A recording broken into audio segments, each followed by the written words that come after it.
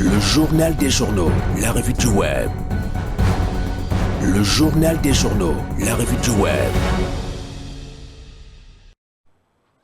C'est la revue du web. Clément Tchoungui signe la première livraison de cette semaine ce lundi. Bonjour et bienvenue Clément. Merci, bonjour à toi Marie-Claire, bonjour à toute l'équipe de production et à tous qui nous suivent sur Vérité TV et Success Radio ce matin. Les informations sont à notre portée au travers de ta voix. Nous t'écoutons. Merci Marie-Claire.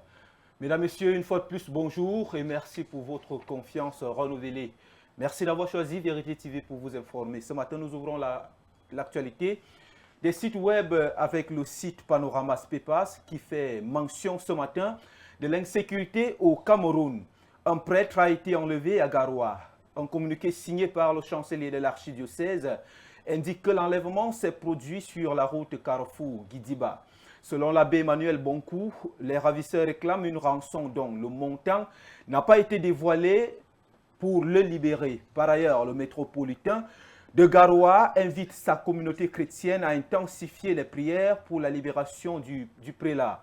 Nous notons que c'est la première fois qu'une telle situation survient à Madinring, une communauté située au nord Cameroun, département du Mayo-Ré, frontalière avec le Tchad. Le site Cameroun Web fait état d'un drame national qui s'est produit dans la nuit du samedi dernier. Il s'agit d'un accident de la route. Le grand drame s'est produit sur la route de Mbalmayo. L'accident implique un bus de l'agence Buka Voyage et un véhicule de ville. Selon les sources témoins de la collision, il y aurait plusieurs morts, ce qui fait parler de ce drame national, sans toutefois déterminer le nombre précis. Les prochaines heures peuvent être révélatrices. Nous y reviendrons certainement au cas où il y a plus d'éclairage sur l'affaire. Le même site parle d'un homme retrouvé mort dans un puits à Yaoundé. Il s'agit de la énième découverte macabre faite à Yaoundé ces dernières semaines. C'est au quartier Nkwaban que le corps sans vie du nommé Nodem a été repêché au fond d'un puits d'eau. Aucun indice ne permet jusqu'ici de déterminer les causes exactes de sa mort. Mais plusieurs pensent qu'il y aurait de très fortes chances qu'il s'agisse d'un assassinat déguisé en accident. Une autopsie pourra permettre de faire la lumière sur cette découverte macabre. Mesdames, Messieurs, nous poursuivons notre revue web avec le site lebladeparle.com qui parle de la gendarmerie nationale qui a encore frappé fort à Simbok, un quartier de Yaoundé.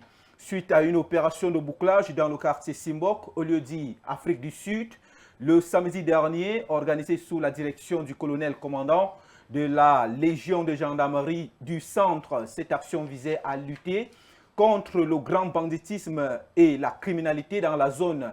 Cette opération a permis l'interpellation de plusieurs individus dépourvus de carte nationale d'identité ainsi que de nombreux suspects. Le bilan de saisie effectué lors de ce bouclage est conséquent.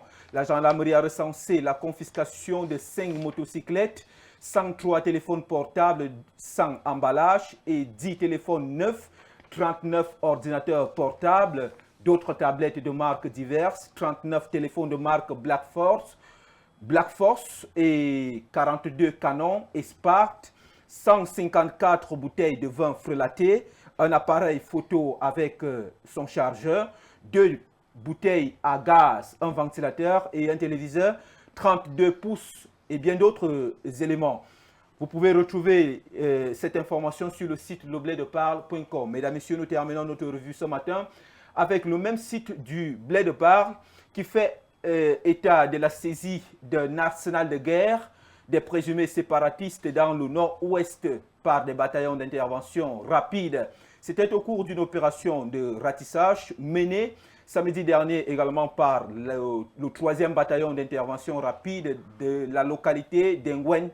Ils ont annoncé la saisie d'un important arsenal de guerre situé à environ 7,3 km d'Achon dans la région du nord-ouest. Le matériel saisi par les forces spéciales du BIR comprendrait, selon les sources militaires, d'une grande bâche de camouflage de type militaire, d'une radio de communication de marque Motorola, 13 capuches, 171 casques militaires, 30 batteries pour télécommande, 14 cartouches de munitions de calibre 7,62 x 39 mm, 44 commandes d'engins explosifs improvisés et 249 dispositifs de relais pour l'activation à distance des explosifs improvisés. Alors c'est tout ce que nous avons prévu pour vous servir en actualité web ce matin. Restez avec Marie-Claire pour la suite du journal. Surtout n'oubliez pas que notre engagement et notre détermination c'est vous. Mais c'est Dieu qui couronne le tout. Marie-Claire, c'est tout pour ce matin. Merci infiniment Clément Tchoungui et à demain.